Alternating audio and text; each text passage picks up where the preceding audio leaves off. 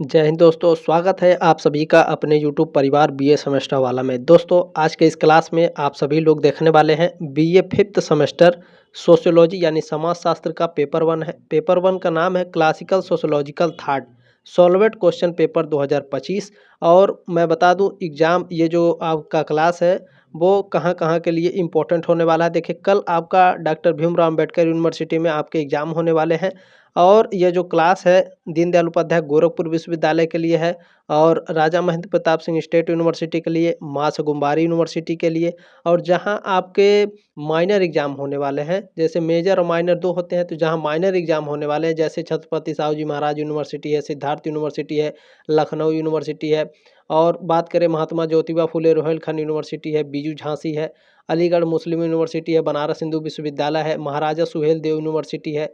और बात करें इसमें प्रोफेसर रज्जू भैया जो यूनिवर्सिटी है उसके लिए, बीर बहादुर सिंह पूर्वांचल यूनिवर्सिटी है उसके लिए, अवध यूनिवर्सिटी के लिए, चौधरी चरण सिंह यूनिवर्सिटी के लिए, जननायक चंद्रशेखर जो बलिया में विश्वविद्यालय है।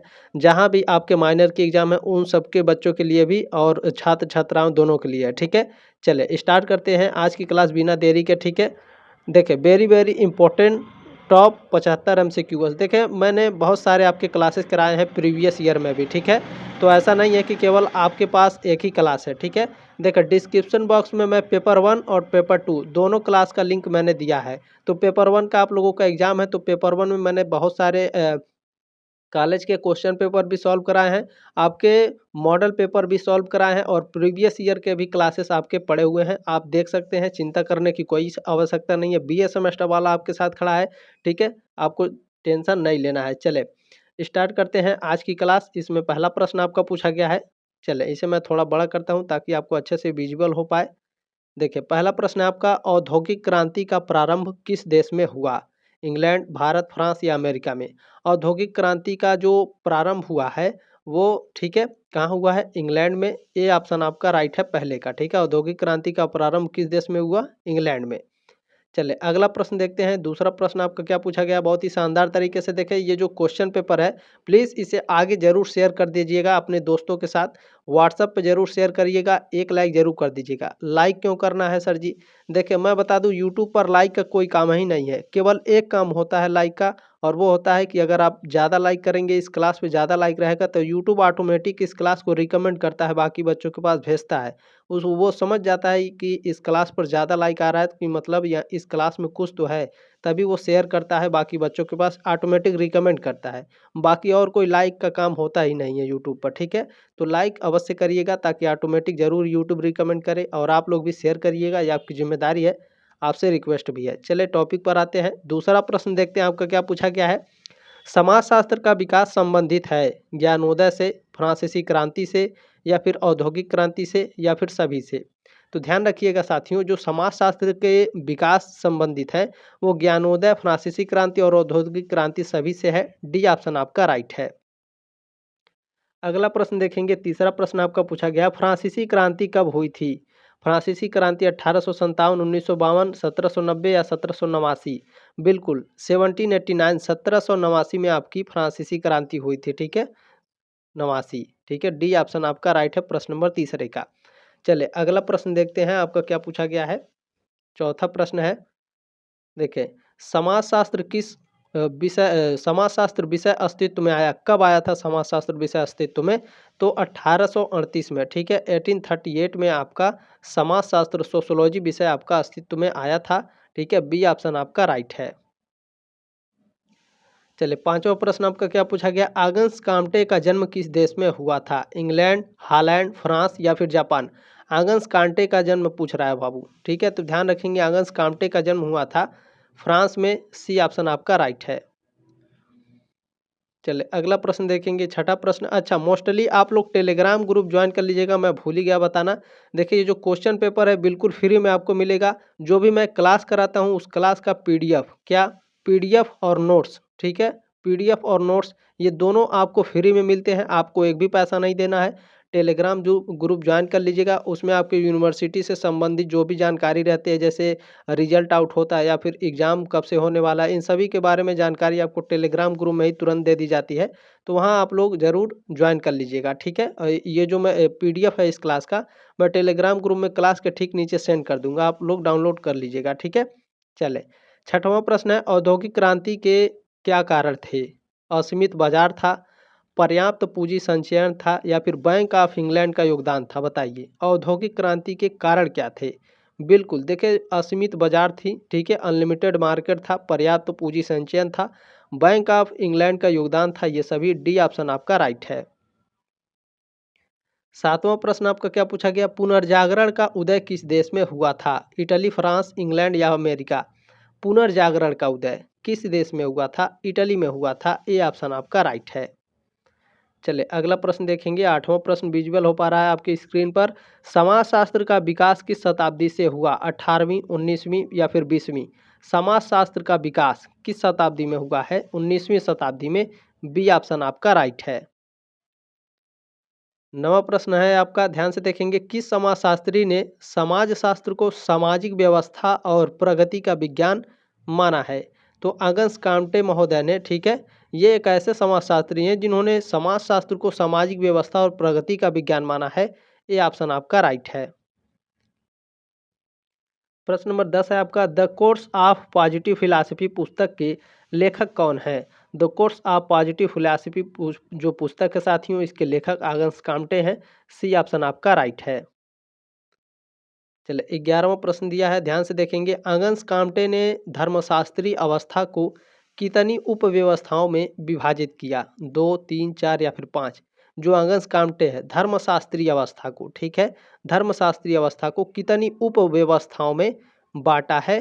तो 3 उपव्यवस्थाओं में बांटा है, बी ऑप्शन आपका राइट है 11वें का। चले अगला प्रश्न देखें। मैंने और भी क्वेश्चन पेपर सॉल्व कराए हैं, ठीक है, मॉडल पेपर मैंने दिए हैं, तो जरूर जाके सारे क्लासेस को देख लीजिएगा, ठीक है। चले 10 महीना पहले मैंने आपके क्लासेस कराए थे, वो पुराने नहीं हैं, ठीक है, तो ध्यान रखिएगा, 10 महीने में पुराने नहीं हो जाएंगे। 10 महीने पहले आपके 5th सेमेस्टर के एग्जाम हुए थे, ठीक है ना। चलिए 12वां प्रश्न है, किसने समाजशास्त्र को सभी विज्ञानों की रानी कहा है? बताइए, किसने कहा? बिल्कुल अगस्त काम्टे ने समाजशास्त्र को सभी विज्ञानों की रानी कहा है, डी ऑप्शन आपका राइट है। 13 नंबर प्रश्न आपका पूछा गया है, प्रत्यक्षवाद का सिद्धांत किसने प्रतिपादित किया? अगस्त काम्टे ने, माइकल पेज ने, कार्ल मार्क्स ने या सोरोकिन ने? प्रत्यक्षवाद का सिद्धांत, वेरी वेरी मोस्ट इंपॉर्टेंट प्रश्न है ये। बिल्कुल अगस्त काम्टे ने प्रत्यक्षवाद का सिद्धांत दिया था, ए ऑप्शन आपका राइट है। चलिए प्रश्न नंबर 14 क्या है? निम्नलिखित में से काम्टे के प्रत्यक्षवाद के बारे में कौन सा एक सत्य है? तो देखेंगे हम लोग कौन सा सत्य है। यह केवल धार्मिक सोच पर आधारित थी। हम अगस्त काम्टे का जो प्रत्यक्षवाद है, क्या यह केवल धार्मिक सोच पर आधारित थी? नहीं बाबू, ये धार्मिक सोच पर आधारित नहीं थी, ठीक है।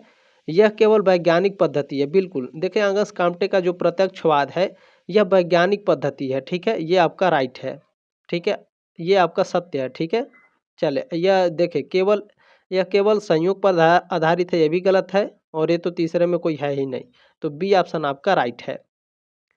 चले अगला प्रश्न देखते हैं। अच्छा, आप लोग टेलीग्राम ग्रुप जरूर ज्वाइन कर लीजिएगा, वहाँ पर आप लोग अपना क्वेश्चन पेपर भी भेज सकते हैं, ठीक है। जब आपका एग्जाम हो जाएगा तो क्वेश्चन पेपर भेजिएगा, मैं उसे सॉल्व करा दूंगा, ठीक है।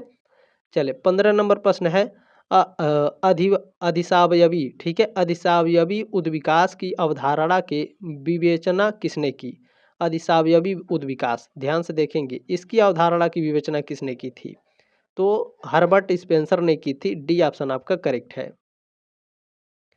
अगला प्रश्न देखेंगे, 16 नंबर प्रश्न है, प्रिंसिपल ऑफ सोशोलॉजी, बहुत ही मोस्ट इम्पोर्टेंट ये आपका पुस्तक है, बहुत ही फेमस पुस्तक है, ये लगातार कई सालों से पूछ रहा है।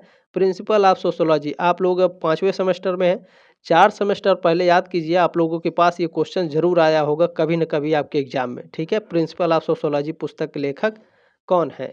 तो आप सभी लोगों को पता है इसके लेखक कौन है, बताइए सभी लोग। बिल्कुल हर्बर्ट स्पेंसर है, डी ऑप्शन आपका करेक्ट है। प्रश्न नंबर 17 आपका पूछा गया, हर्बर्ट स्पेंसर के अनुसार समाज का उद्विकास किस दिशा में हुआ? धार्मिक से वैज्ञानिक में हुआ था, जादुई से धार्मिक में, या फिर सैनिकवाद से औद्योगिकवाद में, या फिर साधारण से पूंजीवाद में? हर्बर्ट स्पेंसर के अनुसार समाज का जो उद्विकास है यह साधारण से पूंजीवाद में हुआ है। डी ऑप्शन आपका राइट है। ठीक है, साधारण से पूंजीवाद दिशा में हुआ है। डी ऑप्शन आपका करेक्ट है। 18 नंबर प्रश्न है आपका, आत्महत्या पुस्तक किस वर्ष में प्रकाशित हुई थी? आत्महत्या, ठीक है, वेरी वेरी मोस्ट इंपॉर्टेंट प्रश्न है। सुसाइड पुस्तक, ठीक है, आत्महत्या पुस्तक किस वर्ष में प्रकाशित हुई? तो 1897 में, 1897 में आपका आत्महत्या सुसाइड पुस्तक ये प्रकाशन हुआ था इसका। तो ए ऑप्शन आपका राइट है। ठीक है, ए ऑप्शन आपका करेक्ट है, 1897। प्रश्न नंबर 19 है आपका, दुर्खिम के अनुसार, यानी इमाइल दुर्खिम है, उनके अनुसार सावयवी एकता किस समाज में पाई जाती है? इसे मैं थोड़ा नीचे करता हूँ। ठीक है, चले, दुर्खिम के अनुसार सावयवी एकता किस समाज में पाई जाती है? भैया बताइए सभी लोग, सावयवी एकता किस समाज में पाई जाती है? आधुनिक समाज, जटिल समाज, सरल समाज या आदिम समाज में? सावयवी एकता, ध्यान रखिएगा, सावयवी एकता हमेशा आपका जटिल समाज में पाया जाता है। बी ऑप्शन आपका राइट है, दुर्खिम के अनुसार। 20 नंबर प्रश्न आपका क्या है? देखिए, इमाइल दुर्खिम के अनुसार आदिम समाज में कौन सा कानून प्रचलित था? प्रतिकारी कानून, दमनकारी कानून, आधुनिक कानून या फिर सभी? देखें, क्या आदिम समाज, आप नाम पढ़ के ही आप आइडिया लगा सकते हैं कि आदिमानव की तरह रहते थे ये लोग। मतलब ये दमनकारी कानून यहाँ पर आपके प्रचलित था इमाइल दुर्खिम के अनुसार आदिम समाज में। ठीक है, बी ऑप्शन आपका करेक्ट है। प्रश्न नंबर 21 है आपका, समाज जो सामाजिक व्यवस्था को यांत्रिक और सावयवी सामाजिक व्यवस्था में किसने वर्गीकृत किया है? बताइए। सामाजिक, ठीक है, सामाजिक व्यवस्था को यांत्रिक और सावयवी सामाजिक व्यवस्था में किसने आपका वर्गीकृत किया है? इमाइल दुर्खिम ने। बी ऑप्शन आपका करेक्ट है। चलिए, प्रश्न नंबर 22 क्या है, ध्यान से देखेंगे आप सभी लोग। दुर्खिम के अनुसार सती और आत्मघाती हमलावर कौन सी आत्महत्या की श्रेणी में आते हैं? तो ध्यान देंगे, जो सती और आत्मघाती हमलावर है ये आपकी आती है परार्थवादी आत्महत्या में। ठीक है, किसमें? परार्थवादी आत्महत्या में। सी ऑप्शन आपका राइट है। आत्मघाती हमलावर और सती ये दोनों आत्महत्या जो है परार्थवादी आत्महत्या में आती है। ठीक है, चलें, प्रश्न नंबर 23 आपका क्या पूछा गया, बहुत ही ध्यान से देखेंगे।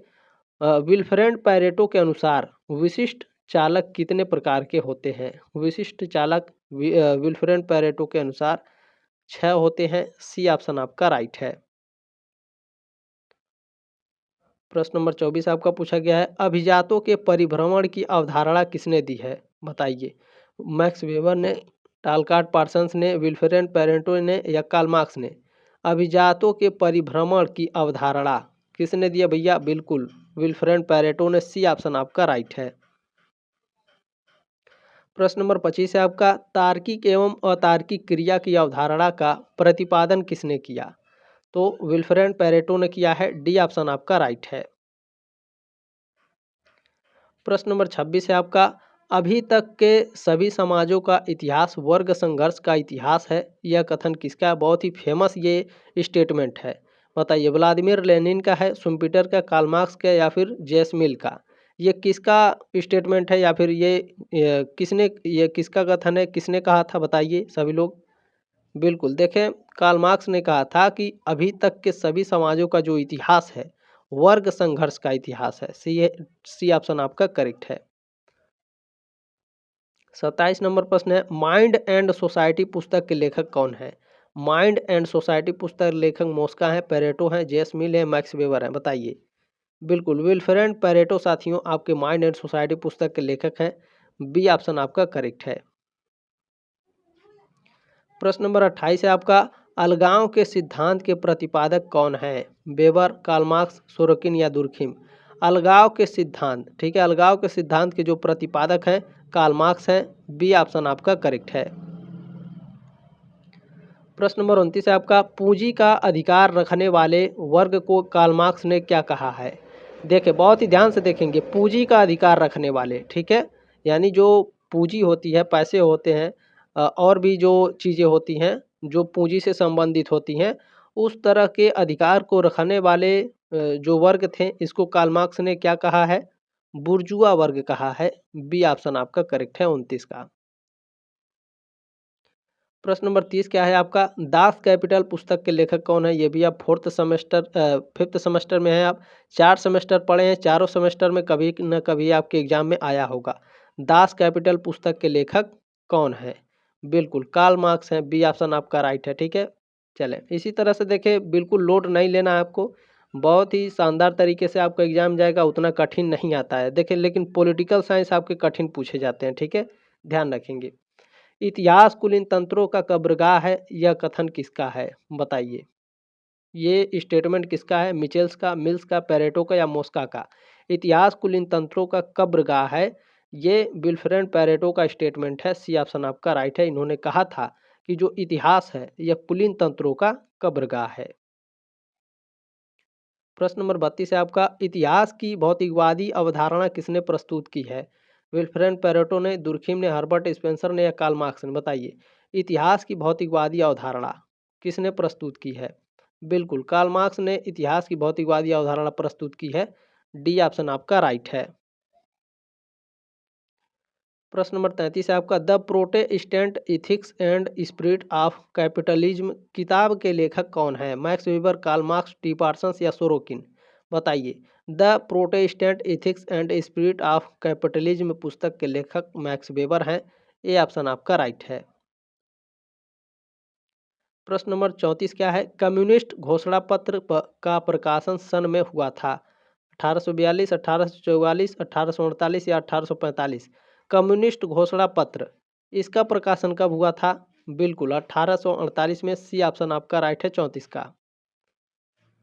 चलिए प्रश्न नंबर 35 क्या है भैया, 35 नंबर प्रश्न है, मैक्स वेबर ने सामाजिक क्रिया के कितने प्रकार बताएं? 2, 3, 4 या फिर 6? मैक्स वेबर ने सामाजिक क्रिया, ठीक है, सामाजिक क्रिया के कितने प्रकार बताए हैं मैक्स वेबर ने? 4 प्रक्रियाओं को बताया है मैक्स वेबर ने। सी ऑप्शन आपका राइट है। प्रश्न नंबर 36 क्या है, महात्मा गांधी को किस प्रकार की सत्ता प्राप्त थी? करिश्माई सत्ता थी महात्मा गांधी के पास, परंपरागत सत्ता थी, वैज्ञानिक सत्ता थी? बताइए। महात्मा गांधी को किस प्रकार की सत्ता प्राप्त थी? बिल्कुल करिश्माई सत्ता प्राप्त थी। ये ऑप्शन आपका राइट है, ठीक है। चलें, प्रश्न नंबर 37 है आपका, वेबर के अनुसार, यानी जो मैक्स वेबर हैं इनके अनुसार ऐसी क्रियाएं जिनका संबंध परंपरा तथा प्रथा से होता है वे क्या कहलाती हैं? परंपरागत क्रिया कहलाती हैं, भावनात्मक क्रिया, सामान्य क्रिया या फिर बौद्धिक क्रिया? मैक्स वेबर के अनुसार ऐसी क्रियाएं जिनका संबंध परंपरा तथा प्रथा से होता है वे क्या कहलाती हैं? परंपरागत क्रिया कहलाती हैं। ये ऑप्शन आपका राइट है, ट्रेडिशनल एक्शन कहलाता है। प्रश्न नंबर 38 क्या है, निम्न में से किसने द्वंद्वात्मक भौतिकवाद का सिद्धांत प्रतिपादित किया? वेरी वेरी मोस्ट इंपोर्टेंट है, लगातार ये प्रश्न पूछा जा रहा है। द्वंद्वात्मक भौतिकवाद के प्रतिपादक कौन है भैया? बिल्कुल कार्ल मार्क्स जो है द्वंद्वात्मक भौतिकवाद के प्रतिपादक हैं। 38 का ऑप्शन नंबर 1 करेक्ट है आपका। प्रश्न नंबर 39 है, सत्ता और शक्ति की अवधारणा किसने दी? Max Weber, Karl Marx, Durkheim या पार्सन्स? सत्ता और शक्ति की अवधारणा बताइए किसने दी? मैक्स वेबर ने सत्ता और शक्ति की अवधारणा दी है। 39 का ऑप्शन नंबर ए राइट है। प्रश्न नंबर 40 आपका पूछा गया है, निम्न में से किसने मैं तथा मुझे के आधार पर स्व के विकास को समझाया? तो हर्बर्ट मीड ने, ठीक है, हर्बर्ट मीड ने मैं तथा मुझे के आधार पर स्व के विकास को समझाया है। सी ऑप्शन आपका राइट है। प्रश्न नंबर 41 क्या है, माइंड सेल्फ एंड सोसाइटी नामक पुस्तक किसने लिखी? बहुत ही मोस्ट इंपॉर्टेंट ये प्रश्न है। माइंड सेल्फ एंड सोसाइटी पुस्तक, इसके लेखक हर्बर्ट मीड है, ठीक है, GH मीड है। ये ऑप्शन आपका राइट है 41 नंबर प्रश्न का। चलिए प्रश्न नंबर 42 क्या है, मैथडोलॉजी ऑफ सोशल साइंसेज पुस्तक के लेखक कौन है? बताइए इस पुस्तक के लेखक कौन है? मैक्स वेबर, सीमेल, दुर्खिम या पार्सन्स? बिल्कुल देखिए मैक्स वेबर हैं मेथड ऑफ सोशल साइंसेज पुस्तक के लेखक। मैथडोलॉजी ऑफ सोशल साइंसेज पुस्तक के लेखक मैक्स वेबर हैं। ये ऑप्शन आपका करेक्ट है। प्रश्न नंबर 43 क्या है, पार्सन्स ने सामाजिक क्रिया की अवधारणा में कितने प्रमुख तत्वों का उल्लेख किया है? तो 4 प्रमुख तत्वों का उल्लेख किया है। ये ऑप्शन आपका करेक्ट है। प्रश्न नंबर 44 क्या है, कौन सा लेखक प्रतीकात्मक अंतरक्रियावाद की अवधारणा से संबंधित है? दुर्खिम, टालकाट पार्सन, मैक्स वेबर या हर्बर्ट मीड? बताइए कौन लेखक है जो प्रतीकात्मक अंतरक्रियावाद की अवधारणा से संबंधित है? हर्बर्ट मीड है, जीएच मीड है, डी ऑप्शन आपका राइट है। प्रश्न नंबर 45 पे 45 नंबर, सामान्यीकृत अन्न की अवधारणा किसने दी? सामान्यीकृत अन्न की अवधारणा किसने दी है भैया? जॉर्ज हर्बर्ट मीड ने दी है। ए ऑप्शन आपका राइट है। चलिए प्रश्न नंबर 46 है, बहुत ही शानदार तरीके से देखिए, आप लोग लाइक करते रहिएगा, शेयर जरूर कर दीजिएगा, ठीक है। चलिए 46 नंबर प्रश्न है, प्रतिमानित विकल्प, ठीक है।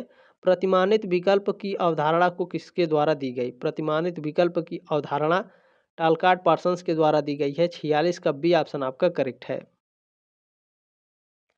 प्रश्न नंबर 47 क्या है? निम्नांकित में से कौन सा टालकाट पार्सन्स का सामाजिक व्यवस्था का संरचनात्मक पक्ष है? नातेदारी व्यवस्था, सामाजिक स्तरीकरण, शक्ति व्यवस्था या फिर सभी? बताइए टालकाट पार्सन्स का सामाजिक व्यवस्था का संरचनात्मक पक्ष इन चारों में से कौन है? ये सभी हैं, ठीक है। नातेदारी व्यवस्था, सामाजिक स्तरीकरण, शक्ति व्यवस्था, ये सभी टालकाट पार्सन्स का सामाजिक व्यवस्था का संरचनात्मक पक्ष है, ठीक है। डी ऑप्शन आपका राइट है।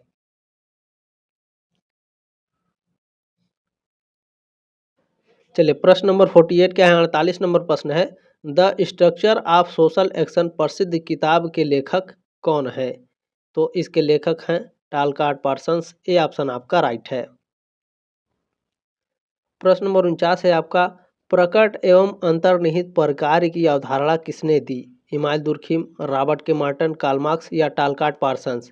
प्रकट एवं अंतर्निहित प्रकार्य की अवधारणा किसने दी है? बिल्कुल रॉबर्ट के मार्टन ने दी है। बी ऑप्शन आपका राइट है।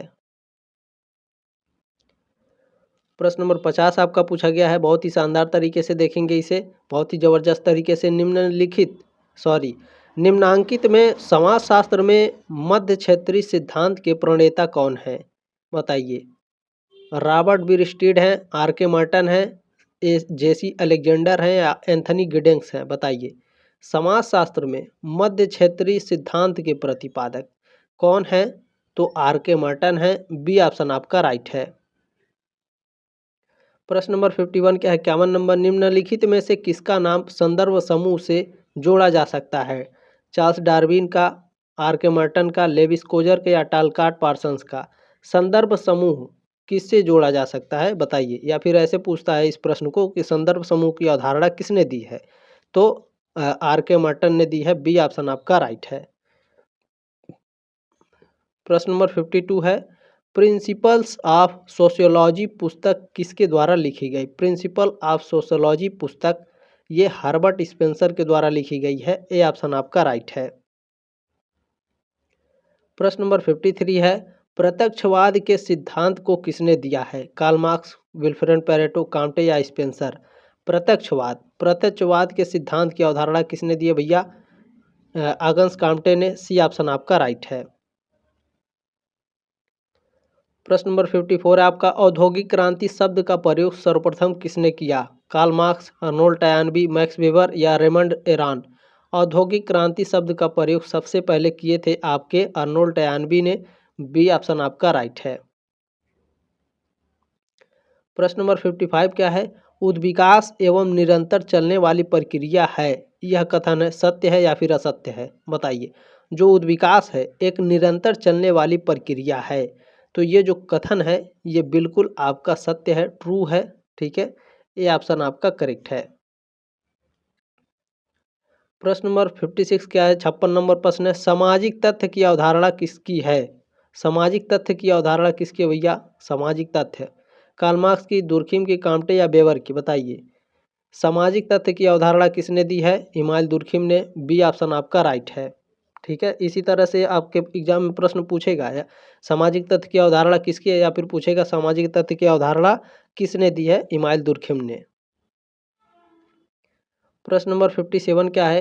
अगंस कांटे ने समाजशास्त्र के नीचे दिए गए किन भागों में विभाजित किया? तो अगंस कांटे ने समाजशास्त्र के नीचे दिए गए किन भागों में विभाजित किया है? ध्यान से देखना पड़ेगा इसे। सामाजिक, जैविक तथा सामाजिक भौतिकी, ये आपका नहीं है, ठीक है। अगस्त काम्टे ने समाजशास्त्र के दो भागों में विभाजित किया है, लेकिन ये आपका दो भाग नहीं है। सामाजिक स्थितिकी और सामाजिक गतिकी, ये आपका राइट है। अगस्त काम्टे ने समाजशास्त्र को दो भागों में बांटा है, सामाजिक स्थितिकी और सामाजिक गतिकी। ठीक है, बी ऑप्शन आपका राइट है। प्रश्न नंबर 58 है, किसने कहा, ये स्टेटमेंट किसका है कि अगस्त काम्टे को मानव और सामाजिक एकता का प्रथम समाजशास्त्री ही समझा जा सकता है। ये स्टेटमेंट है आर एरन की। ठीक है, 58 का ऑप्शन नंबर ए करेक्ट है आपका। प्रश्न नंबर 59 क्या है, 59, ट्रीटीज ऑन जनरल सोशोलॉजी। इसको भी आपने 4 सेमेस्टर पढ़ा है, कभी न कभी इस पुस्तक का नाम जरूर आपके एग्जाम में आया होगा। ठीक है, ट्रीटीज ऑन जनरल सोशोलॉजी पुस्तक के लेखक कौन हैं? विल्फ्रेड पेरेटो हैं। ए ऑप्शन आपका राइट है। प्रश्न नंबर 60 क्या है आपका, संभ्रांत जनों को शासक संभ्रांत जन और शासकेतर, ठीक है, शासकेतर संभ्रांत जन में किसने वर्गीकृत किया है? बिल्कुल विल्फ्रेड पेरेटो ने किया है। ये ऑप्शन आपका करेक्ट है। प्रश्न नंबर 61 है, 3 स्तरों का नियम किसके द्वारा विकसित एक विचार है? वेरी वेरी मोस्ट इंपॉर्टेंट प्रश्न भैया। 3 स्तरों का नियम किसके द्वारा विकसित एक विचार है, या फिर इस प्रश्न को ऐसे आपके एग्जाम में पूछता है कि 3 स्तरों का नियम किसने दिया? ठीक है, ये एक प्रश्न है, लेकिन एक ही प्रश्न को दो तरीके से पूछता है। तो अगस्त काम्टे 3 स्तरों के नियम को दिए हैं, या फिर 3 स्तरों के नियम किसके द्वारा विकसित है? तो अगस्त काम्टे के द्वारा। बी ऑप्शन आपका राइट है। प्रश्न नंबर 62 क्या है, दी पॉवर्टी ऑफ फिलॉसफी नामक पुस्तक के लेखक कौन है? दी पॉवर्टी ऑफ फिलॉसफी पुस्तक के लेखक इमानुएल दुर्खिम में, कार्ल मार्क्स, वेबर या Pareto? The poverty of philosophy पुस्तक के लेखक कार्ल मार्क्स हैं। बी ऑप्शन आपका राइट है।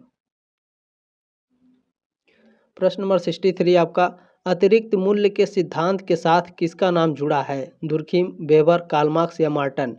अतिरिक्त मूल्य के सिद्धांत, अतिरिक्त मूल्य के सिद्धांत के साथ किसका नाम जुड़ा है? बिल्कुल कार्ल मार्क्स का नाम जुड़ा है। सी ऑप्शन आपका करेक्ट है। प्रश्न नंबर 64 देखेंगे, निम्नलिखित में से कौन सी दुर्खिम द्वारा दिए गए सामाजिक तथ्यों की विशेषता है? बाध्यता का जबरदस्ती करना, या फिर जबरदस्ती को बाध्यता कह सकते हैं। प्रकृति में सामान्य बताइए। कौन? दुर्खिम द्वारा दिए गए सामाजिक तथ्यों की विशेषता क्या है?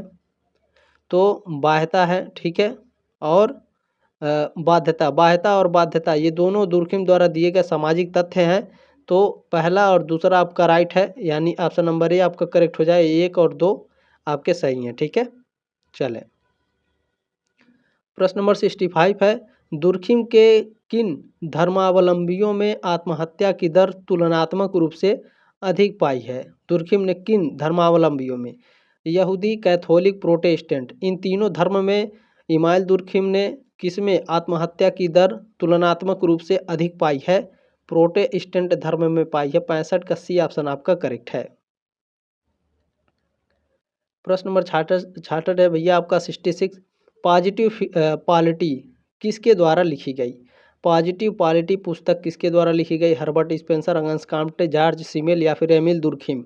बताइए। पॉजिटिव पॉलिटी, ये बार बार फिलॉसफी आ रहा है क्योंकि आपके पॉजिटिव फिलॉसफी भी आपकी एक पुस्तक है। ठीक है, और पॉजिटिव पॉलिटी भी एक पुस्तक है जिसके लेखक अगस्त काम्टे हैं। बी ऑप्शन आपका राइट है।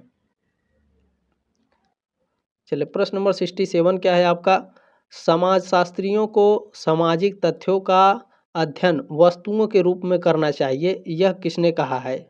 मैक्स वेबर ने, कार्ल मार्क्स ने, विल्फ्रेड पेरेटो ने या इमानुएल दुर्खिम ने? किसने कहा है कि जो समाजशास्त्रीय हैं, ठीक है, उनको सामाजिक तथ्यों का अध्ययन वस्तुओं के रूप में करना चाहिए? समाजशास्त्रियों को सामाजिक तथ्यों का अध्ययन वस्तुओं के रूप में करना चाहिए, इसको कहे हैं इमानुएल दुर्खिम ने। डी ऑप्शन आपका राइट है। प्रश्न नंबर 68 क्या है, निम्नांकित में से कौन सी मार्क्सवादी द्वंद्वात्मक भौतिकवाद की विशेषता है? देखिए बहुत ही फेमस क्वेश्चन है। मार्क्सवादी द्वंद्वात्मक भौतिकवाद, इसकी विशेषता है, कैसी विशेषता है इसकी? परिवर्तनशील प्रकृति है इसकी, वाद प्रतिवाद संवाद भी है, और पदार्थ ही प्रमुख है। ये सभी आपकी मार्क्सवादी द्वंद्वात्मक भौतिकवाद की विशेषता है। डी ऑप्शन आपका राइट है। प्रश्न नंबर 69 देखेंगे क्या है। वेबर ने सत्ता के कितने प्रकार बताए, 3, 5, 4 या फिर 6। मैक्स वेबर ने सत्ता के कितने प्रकार बताए हैं, 3 प्रकार बताए हैं। ये ऑप्शन आपका राइट है। प्रश्न नंबर 70 क्या है आपका, निम्न में से कौन, चले, निम्न में से कौन अंतरक्रियावादी परिप्रेक्ष्य का समर्थक है। अंतरक्रियावादी परिप्रेक्ष्य, इसके समर्थक कौन है। बिल्कुल, देखिए एच ब्लूमर, डब्ल्यू जेम्स और जी एच मीड, ये तीनों आपके अंतरक्रियावादी परिप्रेक्ष्य के समर्थक हैं। डी ऑप्शन आपका राइट है। प्रश्न नंबर 71 है आपका, कार्ल मार्क्स ने किस प्रकार के समाज के निर्माण की कल्पना की है। लोकतांत्रिक समाज की, पूंजीवादी समाज की, सर्वाधिकारवादी समाज की या फिर वर्ग विहीन समाज की। कार्ल मार्क्स ने किस प्रकार के समाज की निर्माण की कल्पना की है, तो वर्ग विहीन समाज की। ठीक है, कार्ल मार्क्स ने कल्पना की थी कि हम जो समाज बनाएंगे, हम जो हमारे अनुसार जो समाज का निर्माण होगा वो वर्ग विहीन समाज होगा। ठीक है, डी ऑप्शन आपका राइट है। प्रश्न नंबर 72 क्या है, क्रिया का स्वैच्छिक सिद्धांत किसके द्वारा दिया गया। क्रिया का स्वैच्छिक सिद्धांत वेरी वेरी मोस्ट इंपॉर्टेंट है। क्रिया का स्वैच्छिक सिद्धांत किसने दिया था भैया, पार्सन्स ने दिया था, टालकाट पार्सन्स ने। डी ऑप्शन आपका करेक्ट है। चलिए अगला प्रश्न है 73 नंबर, यूरोप में फ्रांसीसी क्रांति के समय कौन सा शासक था। यूरोप में जब फ्रांसीसी क्रांति हुई थी तो उस समय वहाँ के शासक लुई 16वें थे। बी ऑप्शन आपका राइट है। प्रश्न नंबर 74 क्या है, दुर्खिम ने अपने किस अध्ययन में एनोमी की अवधारणा प्रस्तुत की। आत्महत्या में, सामाजिक नियंत्रण में, सामाजिक प्रगति में या आधुनिकीकरण में। दुर्खिम ने अपने किस अध्ययन में, इन चारों में से किस अध्ययन में उन्होंने एनोमी की अवधारणा प्रस्तुत की है। बिल्कुल आत्महत्या में की है। ये ऑप्शन आपका करेक्ट है। साथियों, आपने जो प्यार और सपोर्ट दिया है इसके लिए आप लोगों का तहे दिल से धन्यवाद। बीए सेमेस्टर वाला आप लोगों का हमेशा आभारी रहेगा इतना प्यार और विश्वास दिलाने के लिए। देखिए आपके मैंने बहुत सारे question paper, model paper solve कराए हैं। डिस्क्रिप्शन बॉक्स में प्लेलिस्ट का लिंक है, सभी को आप लोग जितने भी क्लासेस मैंने कराए हैं 10 महीने 9 महीने पहले, उसे भी आप लोग देख लीजिएगा। ठीक है, क्वेश्चन पेपर कई ठो सॉल्व कराएं उसको भी देख लीजिएगा। पेपर 2 का भी लिंक है। टेलीग्राम ग्रुप मोस्टली ज्वाइन कर लीजिएगा। आप लोग हमसे वार्तालाप कर सकते हैं, कोई प्रॉब्लम है आप हमसे मैसेज कर सकते हैं। ठीक है, चले लास्ट प्रश्न है, पेरेटो ने शेर और लोमड़ी शब्द किस क्षेत्र के अभिजन के लिए प्रयोग किया है। बताइए, सामाजिक क्षेत्र के लिए, आर्थिक क्षेत्र के लिए, धार्मिक क्षेत्र के लिए या राजनीतिक क्षेत्र के लिए। तो विल्फ्रेड पेरेटो ने शेर और जो लोमड़ी है इस शब्द का प्रयोग जो है इन्होंने राजनीतिक क्षेत्र के लिए प्रयोग किया है। डी ऑप्शन आपका राइट है। जल्दी मिलते हैं साथियों आपके नेक्स्ट क्लास में, तब तक के लिए जय हिंद, वंदे मातरम।